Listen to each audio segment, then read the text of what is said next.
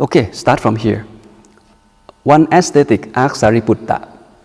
Okay, when I said ascetic, mean those truth seeker, right? We learn the Brahmana and Samana. So when they met, they usually exchange information. They usually ask each other. So one ascetic asked Sariputta, who is Sariputta? Sariputta happened to be one of the great noble disciples of the Buddha. He is foremost in wisdom. One ascetic asked Sariputta, what in your teaching, the teaching that you follow, the Buddha, what is considered difficult? Out of everything, out of the Dhamma that Sariputta understands, he points to going forth is difficult. Ordination is difficult. Do you think it's easy?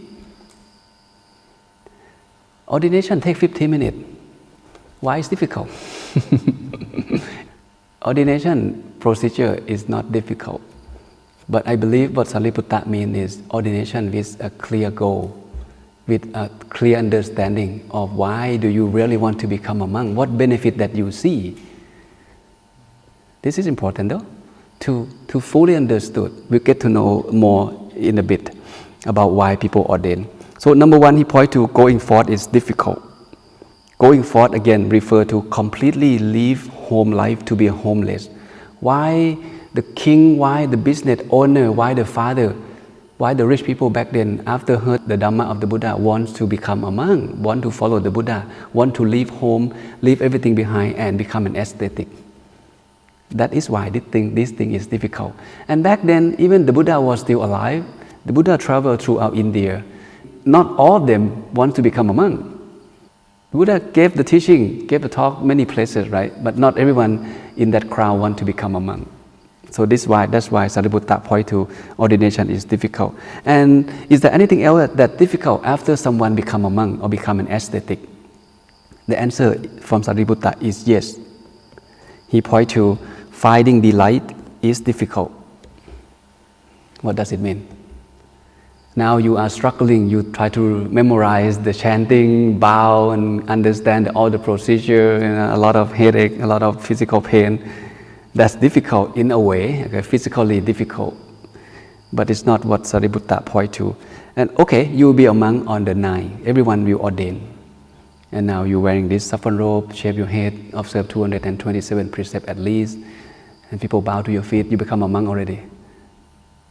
What does it mean by find delight in your ordination? Why it's so difficult? Because monk's life we live by rules. We live by a lot of rules. Not many people feel comfortable with rules and regulations, not just rules from laid down by the Buddha, but there are rules from the training as well. There's a lot of things you cannot do. There's a lot of things you should not do. You are in the eyes of the lay people, you are in the respectful position. People don't care how long you ordain. Once they see you a monk, they're ready to bow to your feet, they're happy to offer you food or whatever you need. They don't care, they never ask how long you ordain. If you just ordain, I don't offer you, no such thing. When they see the monk walk down the street, the Buddhist people will do whatever they can to support the monk. So it's hard for the monk to find delight in their ordination because not many monks feel happy as a monk. In the past 10 years, I know that monks still suffering, still have a lot of craving, still want to disrobe. That's why people don't find delight. This comes with a deep meaning. Okay, we'll get to that in a moment. And the third one, is there anything else? If you overcome, okay, I ordained already, I'm happy with the rules, I understand everything. This one is the most difficult thing, to realize the Dhamma. This is super difficult. Now you know meditation is good, you know the center of the body, you know you should still your mind, and then you go deeper and deeper. You think it's easy to still the mind. You know the concept, but it's not that easy to make it happen, right? You know precept is good. Now you try to observe precept, keep precept clean. People said observe precept is good. Can you fully tell yourself that observing precept is good? Can you really realize the benefit of observing precept yourself, and you have strong confidence about, you know, what I'm doing right now, this is correct. Observing precept is good. Meditation is good. Why it's good? Because I realize it already. It's good. It's calm the mind. I understand things much better, I can let go easier. It has to come from your own direct experience with that Dhamma that you learn. And this one is difficult. And the ascetic said, how long does it take for a monk to practice according to the Dhamma will attain Arahant? Sariputta said, not long, friends. Not long, but don't know how long.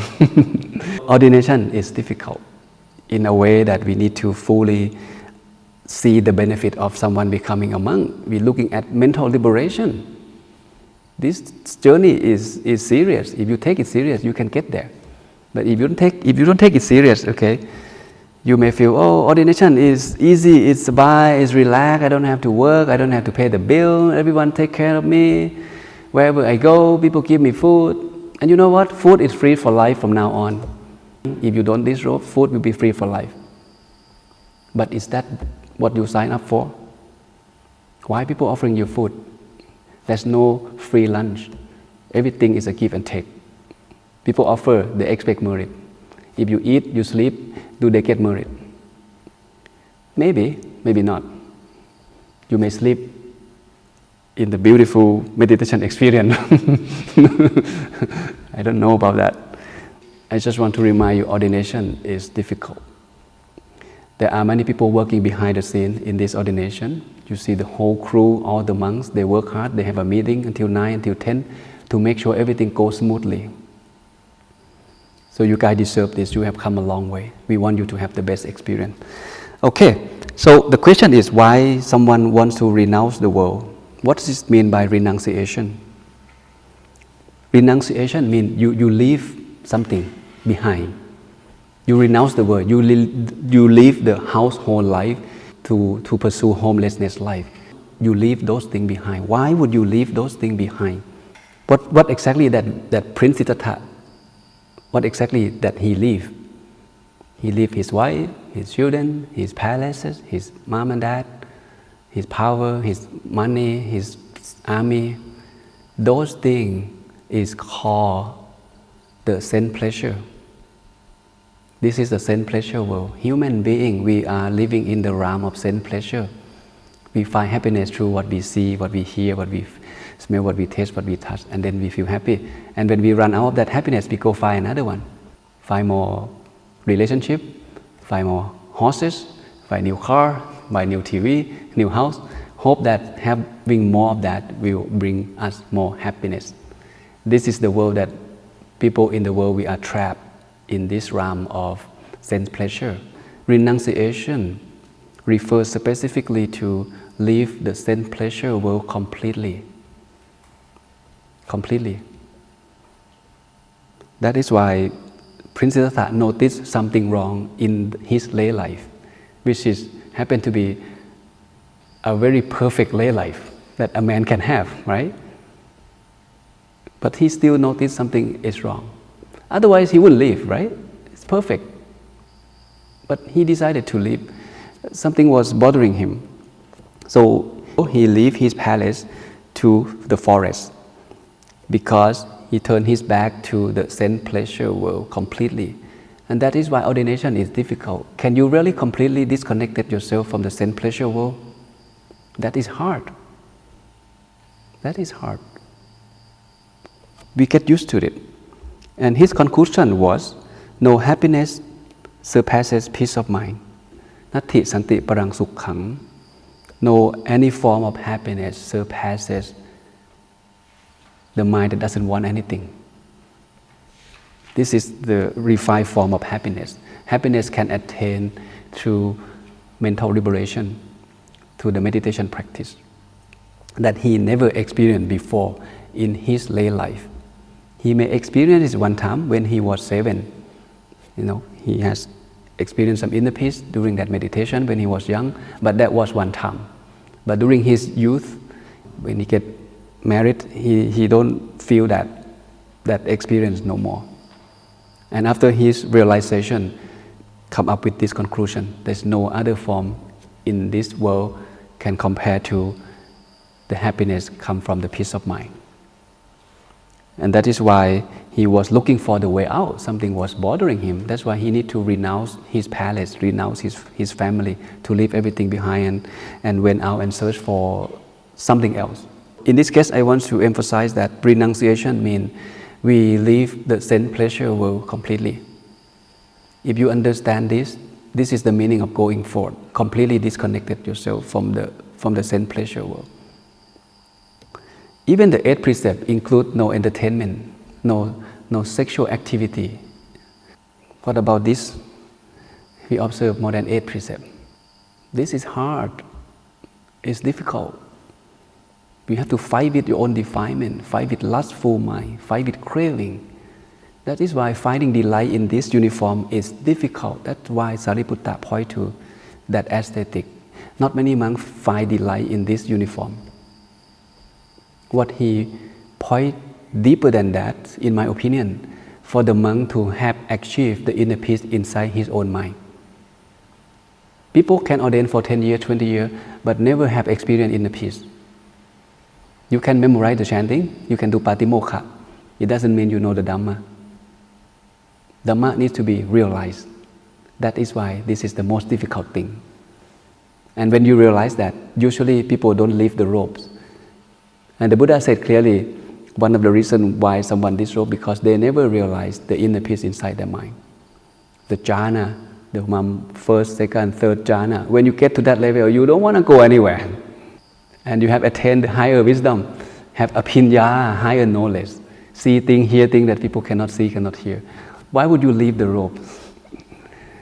No one teach you like this in the outside world, only in the spiritual world. You see, that is why it's difficult. And this is the typical situation why someone become a monk. A householder, which is the lay people, householder son, basically the lay people, when they hear the Dhamma, having heard the Dhamma, he gain faith in the Tathagata. Who is Tathagata? Tathagata is the Buddha. Endowed with such faith, he reflects that the household life is crowded, is the path of dust. Going forth, again, Vanpacha, right? Or renunciation is like the open air. It is not easy for one to live at home and hope to perfectly purify the holy life. Just like the polished shell. It's hard to stay at home and practice in a spiritual life and make sure it's pure. So let me then shave off my hair, my beard, and put on this saffron robe and go from home to become a homeless person. This is a very typical situation. Wherever the Buddha goes, the Buddha gave Dhamma talk, and someone in that crowd will understand his teaching and then decided to follow the Buddha path to become a monk, to renounce the world, to leave home, to be homeless. It happened all the time, wherever the Buddha gave the teaching, but not all of them, maybe one of them, maybe two of them. Usually when the Buddha gave a talk, he particularly gave a talk to a specific person. He knows someone going to have to achieve a certain level of enlightenment today in his talk. Because he is a great teacher. He can read your mind, he knows who you are, he knows what you're looking for, he knows what kind of suffering you have, so he gives you the right medicine. Then you are healed. When you heal, you want to follow his footprint, just become a monk. So this is a very typical situation. So when you go through the Buddhist text, you will come across this paragraph many times. The question is, what exactly that he teach? What exactly that the person hear and all of a sudden have faith and all of a sudden want to become a monk or ascetic? Is there any general idea of the Dhamma that the Buddha gave?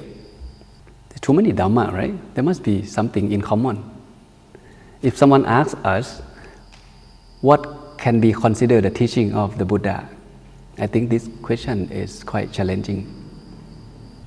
In one particular sutra, the Buddha said, in the past, up until this moment, including the Buddha before me, the Buddha teaches mainly two things. He teaches about dukkha and the ending of dukkha. Two things. These are the two main teachings of the Buddha. Did he teach something else? Of course. He teach a lot of things. He teach how to make money. He teach how to take care of the parents, wife, children.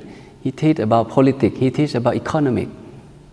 He teach a lot of things, but that's not his main teaching.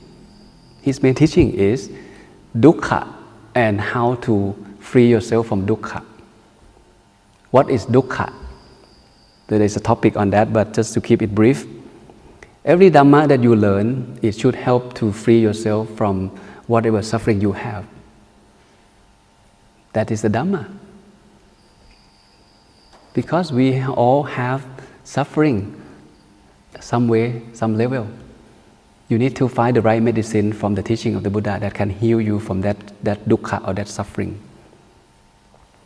So basically, when people hear the Dhamma from the Buddha, it helps them to free themselves from suffering. Some of them free up to the level where they achieve Sodapatthana or the stream entry. So they are free from a certain level, or the certain kind of the fetter or the defilements. So they understand the Dhamma of what the Buddha teaches, and then they realize, wow, this Dhamma is so good. I'm happy now. I'm liberated now. And then they have faith. They have faith, then ordain. One lady, her son died. She was in pain. She carried her son running around like crazy throughout the village. She didn't know what to do. And she seek for the Buddha help. She take the dead baby with her and bow to the Buddha and ask the Buddha for help. This is dukkha. Please, Buddha, please help me. My son died. Can you help me? The Buddha said, I can help you if you can do me a favor. See, the Buddha is very smart. He's a great teacher. He knows how to deal with people suffering. Now he about to help her, but since she was in pain, she lost consciousness. She cried, and the Buddha kind of stopped her and greeted her and said, "Can you do something for me? Then maybe I can help your son."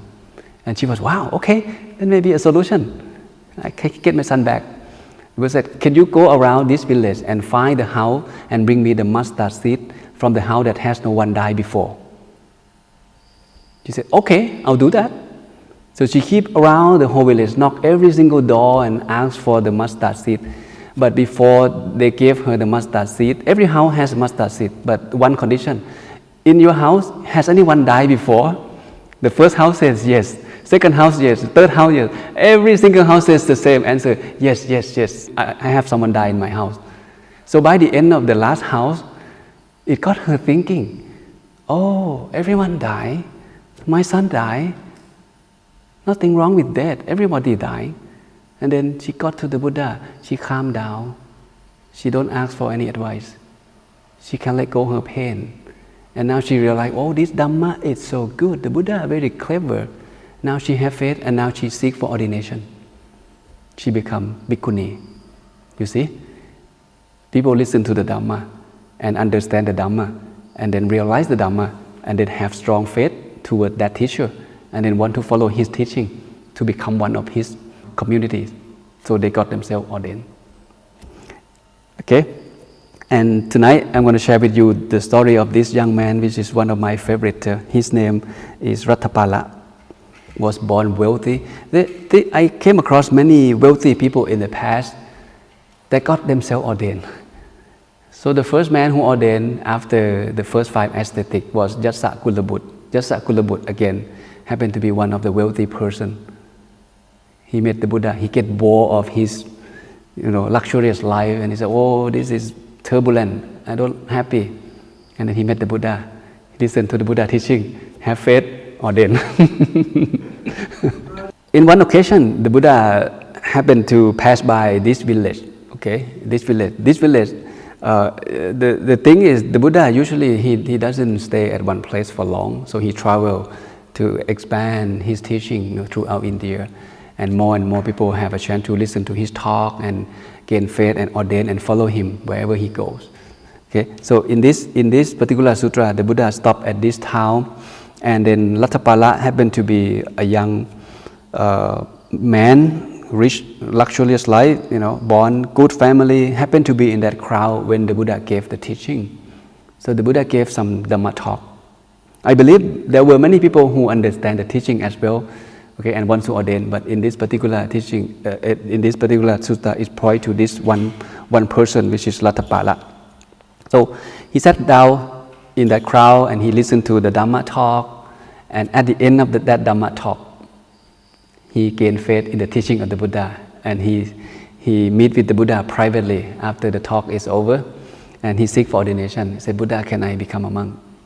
Ratthapala said, I understand your teaching. It's not easy for someone to leave home, see, and live spiritual life utterly full, as utterly pure, just like the Polish child. You see, there's very similar teaching that we just read. I wish to shave off my hair, my beard, and dress on the robes, and go forth from lay life to homelessness. Sir, may I receive the ordination? May the Buddha give me the going forth or the ordination. The Buddha asked him, Ratthapala, do you have your parents' permissions? See, the Buddha go with the rules, right? It happened before, and the Buddha issued the rules. So from that moment on, everyone who wants to become a monk need to get permission from your guardians, your parents first. There's a reason for that. So Ratthapala said, no, I don't have that. So I'm going to go back home and seek permission from my parents. And then the story happened. The question is, what exactly that he heard, the teaching of the Buddha? Why he gained so much faith and want to live luxurious life, to be a homelessness at the young age, right away at that spot? At that moment, after the Buddha finished the Dhamma, his Dhamma talk, and this young man want to become a monk right away, that Dhamma would be very, very powerful, right? For him to motivate him to leave everything behind and go become a monk. So at the end, okay, we have that Dhamma and share with you. And one thing I like to incorporate here, that most of people who ordain, they understand the danger of the sense pleasure world. There are so many teachings that the Buddha emphasized the danger of sense pleasure. He used one of the simile. I think it's very simple, but it's very direct and very painful to accept. He mentioned the dog with this bone. Okay, the dog and the butcher. The butcher sell meat, right?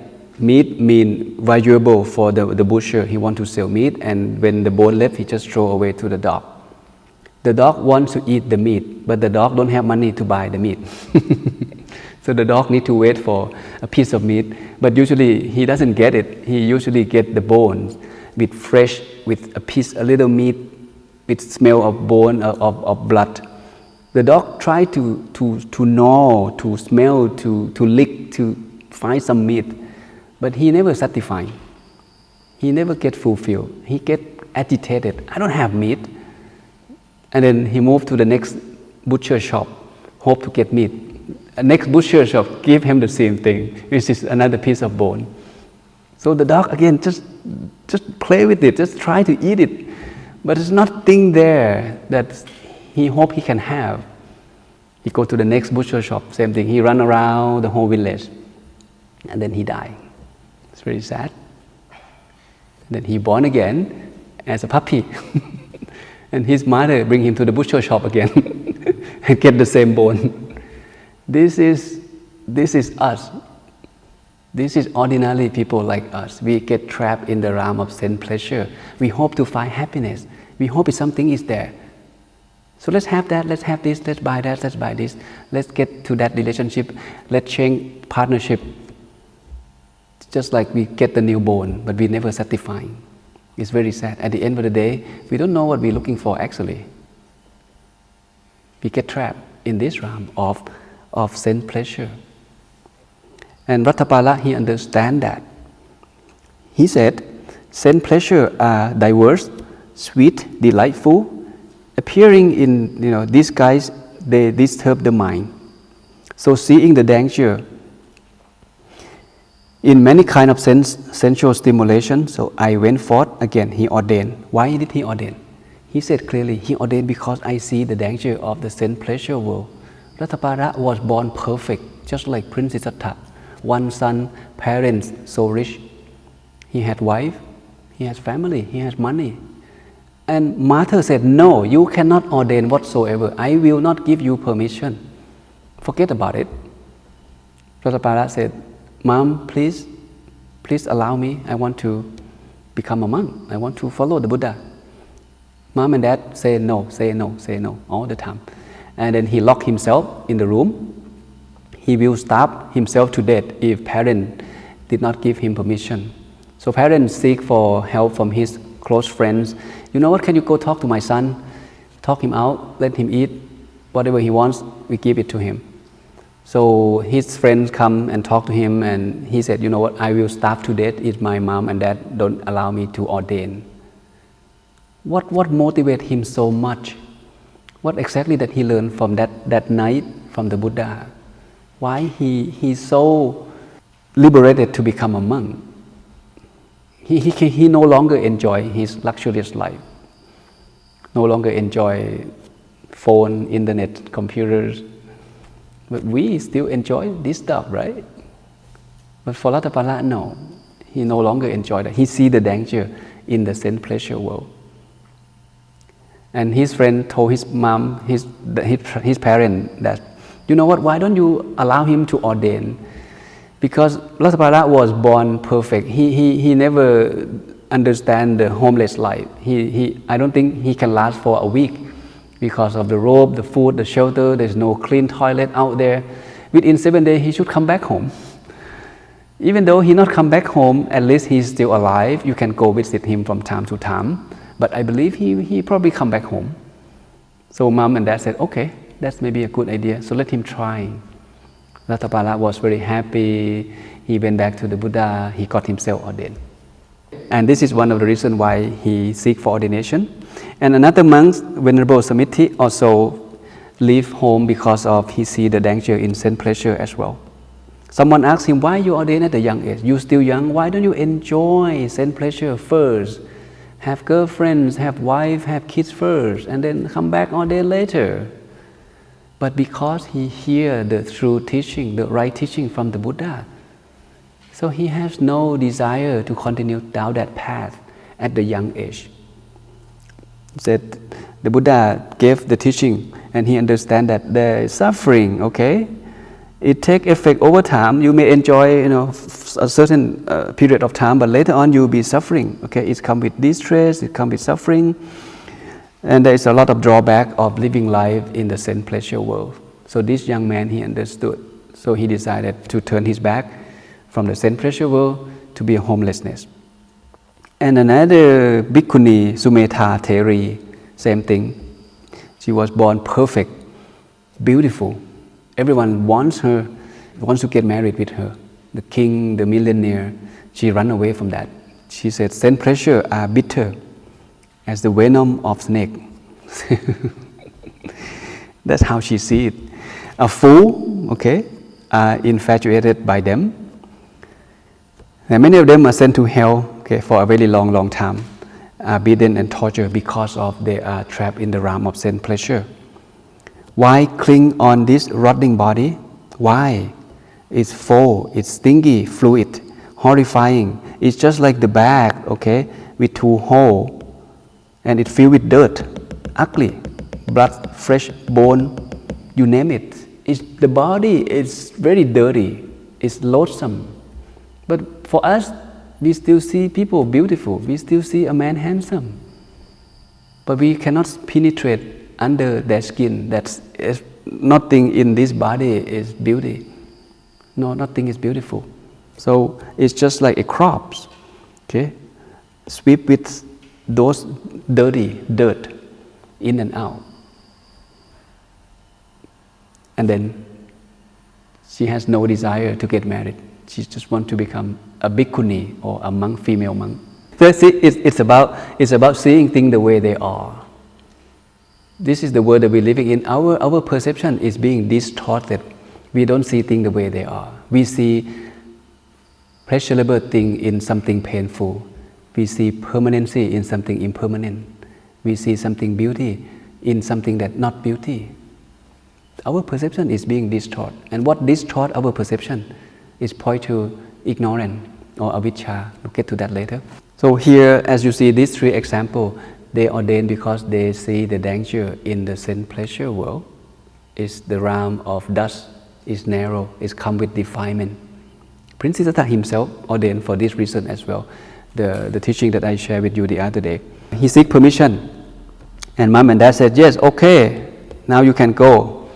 So Ratthapala was very happy, so he went back to the Buddha and he became a monk. It doesn't take him very long. The sutra did not mention how long, but in the commentary it said 12 years. Anyway, he was very determined. After he got himself ordained, he focused on how to become a good monk. How can I realize Nibbana? That's just one goal.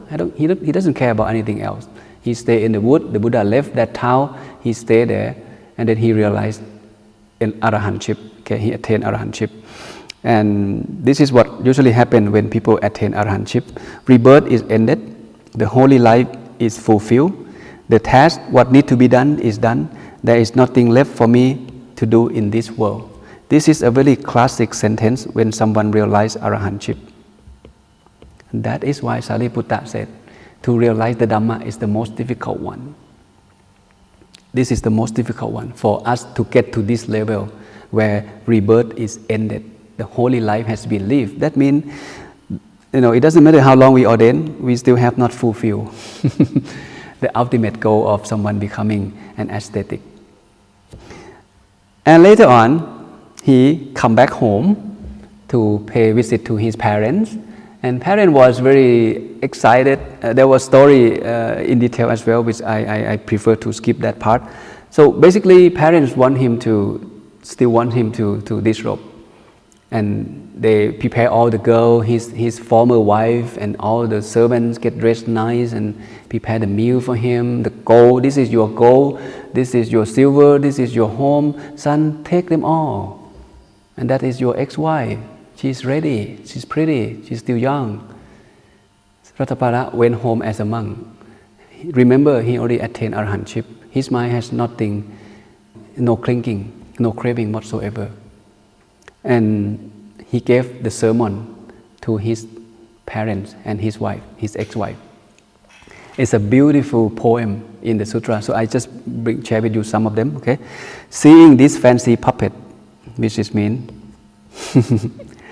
a body built of sore disease, obsessed over, which nothing lasts at all. This is a poem, okay, not the regular English. See this fancy figure with its gems and earrings, see, earrings and gems. Its bones wrapped with skin, made pretty by its clothes. So Ratthapala see this instead of see that. Doesn't matter how beautiful she may look, but Ratthapala see something opposite. He also said, a rotting body or adorned like a freshly paint, it look nice. Make-up box, okay, may be enough to be guided by a fool. Ordinarily people, we see something beauty in something that not beauty, but not the seeker for the far shore. This is very nice. Far shore refer to Nibbana. For him, he don't see any beauty in his former wife or the woman in his house. The hunter lay his snare, but the deer didn't spring the trap. I have eaten the bait, and now I go, leave the trapper to lament. This is very beautiful poem by Ratthapala. The hunter point to the Mara snare, the sense pleasure, the woman, the money, the gold, the house. Take it, don't go, enjoy, you're still young. That's the bait of the Mara, that's the trap. But Ratthapala see the whole picture. Now he teach his parents through this poem. You know what, I have eaten that bait. Now I understood, I'm not coming back. Mara was sad because Ratthapala was not get trapped in his bait, in his snare. You see, this is how people see, how awakened people see things the way they are. When we get to the topic of the Noble Truth and the 5 aggregate, I'll explain more. But tonight, I just want to focus in the reason why people ordain. Hope you can relate to that. And later on, he met with the king Koravya. The kings asked him, because the king know him and his family, the king wonder, why did you leave everything behind and become homeless? I don't understand. Usually people ordain because these 4 main reasons. First, either you are ill, you're getting old, no one take care of you, your children left you and then you ordain, okay, go become a monk, nobody take care of you. Or you have illness, again when you're ill, you have no money to pay the bill, no one take care of you, you go ordain. That's what people think. Or you bankruptcy, you loss of wealth, have no money, go become a monk, you get free food for life. Your life is safe. Free food for life. Go ahead. Or loss of relative. People die, you are alone, don't know what to do, nowhere to go, so let's ordain. So there were many people ordained in the Buddha time for this kind of reason. And that is why later on there are more rules. So if you think of the Buddha as the chief of the organization, right? So he need to recruit good people to join his organization. So people come and ordain and do something bad, and then he issue the rules. The monk go out and ask for things for the lay people. Can I have your land? Can I have your house? Can I have your horse? And then people complain, and then Buddha come up with the rules. So monk cannot ask for the land. Monk cannot accept the horse. Monk cannot accept the slave. So the rule came later because of people ordained with ignorance. People ordained for different reasons. They don't even think about mental liberation, just having free food and free shelter. This is dukkha. All of these are dukkha. But people don't aware that it's dukkha. So they ordain without a clear goal why they become a monk. So this in the eyes of king. The king think people ordain because of this reason. But for you, Ratthapala, you have everything. Your life is perfect. Why did you leave everything and become a homeless person? I don't understand. So please tell me why. So Ratthapala gave the explanation to the kings in these 4 teachings. I think this is very beautiful. The reason I ordained because I learned the Dhamma from the Buddha, and this is something I learned from the Buddha that got myself thinking, and then I signed up for ordination. First, the Buddha taught me that life in any world including human realm, heavenly realm, hell realm, in any world you name it, is unstable. It is swept away. Human realm, we live less than 100 years, we die. Human average age is about 75, right? So if you live longer than that, you're fortunate. If you die before 75, it's too soon to die. But no matter how long can you live, we die anyway. It's considered short. 100 years is very short. Short to do good thing. Short to cultivate merit. It's very short. Whether you're born as a heavenly being, eventually you're going to die anyway and come back and reborn. Sometimes even go down there, born in the hell realm, in the suffering realm, and then come back, be human, do bad, go back, do good, go up and down, never ended. It's unstable. Ratthapala understood this, so I decided to ordain. The second thing, life in any world has no shelter, no protector. That means we cannot run away from death. No one can protect you. The king said, well, I have protection. I have the whole army to protect me. No one can harm me. The king was very proud of himself. He has a lot of soldiers protect him. I have protector. Ratthapala said, no, when you get ill, can someone take pain from you even a bit when you are ill? King said, no. Okay, what about death? When you're about to die, can someone die for you? Those 100 men, those 100,000 men that protect you outside the palace, can they die for you? Can they take even a bit of your pain? King said, oh, no, I don't think so. That is why there is no shelter, no protector. In fact, there is no safe place in this samsara. In the realm of rebirth, there is no safe place.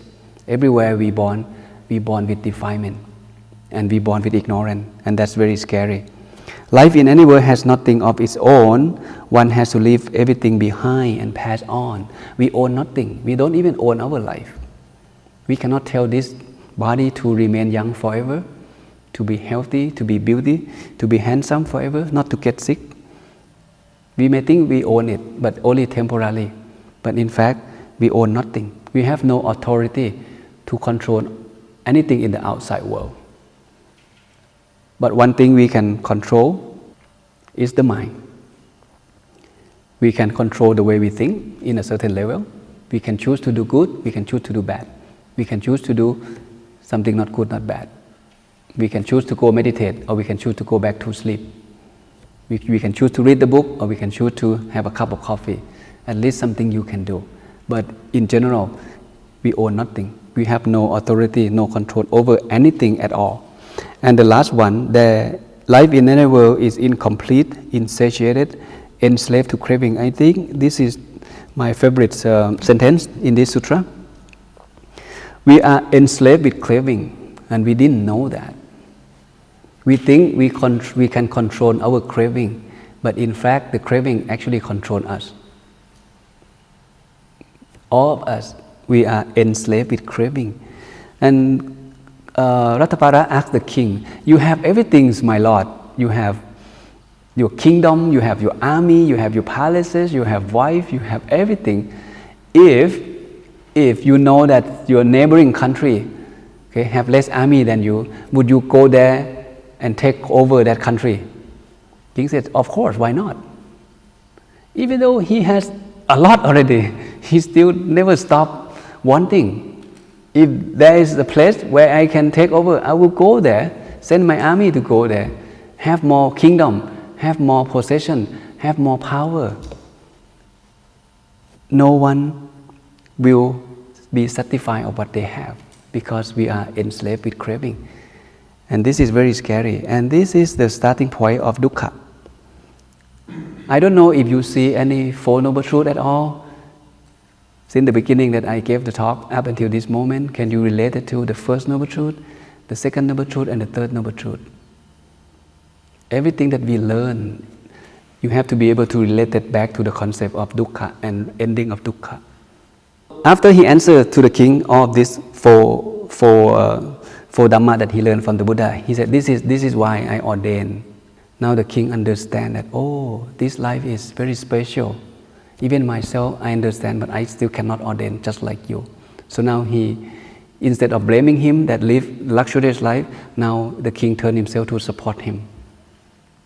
Because this is hard for someone to see this reality of life, to see the danger in the sense pleasure world, and got himself ordained and following the teaching of the Buddha. So the king understands, and the king have no more question. What have we learned so far? Is that anything related to you? Is that anything that gets you excited about ordination? Are you ready to leave everything behind for the next 3 more weeks? After the 9th of July, completely. If you really let go, okay, you're going to have a much better meditation experience. Because you cling on nothing. You let go the future. Live life in the present moment. This is something I want you to reflect. So I will end with this.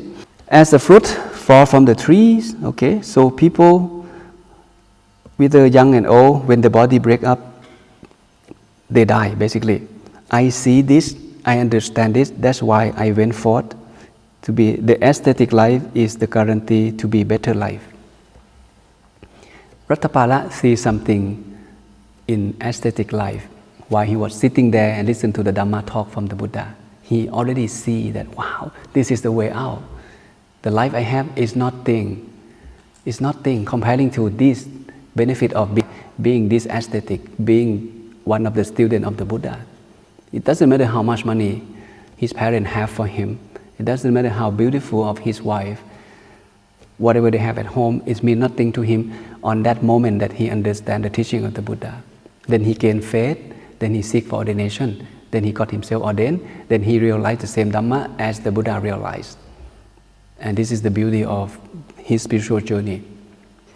With that, I'm done. Anything, question, reflection, anything you learn?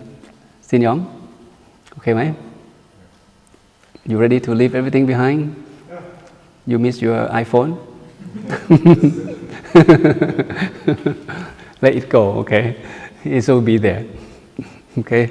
See, the sooner you can let go, you can feel peace right away. Whatever it is. You let go your anger, you're happy. You let go the bad word that people say, you're happy. It's very simple, but it's hard to do, right? Why? Because we don't get used to it. We don't get used to letting go. We used to have more. We used to want more. We used to have again. We never satisfy. We are enslaved to craving. That is why this is the realm of suffering that we are living in without knowing. We get used to it already. We get used to dukkha already, and we don't want to get out. We're okay with this. See, the perception has been distorted in the eyes of those arahant and the Buddha himself. Okay? So hope everyone learned something today.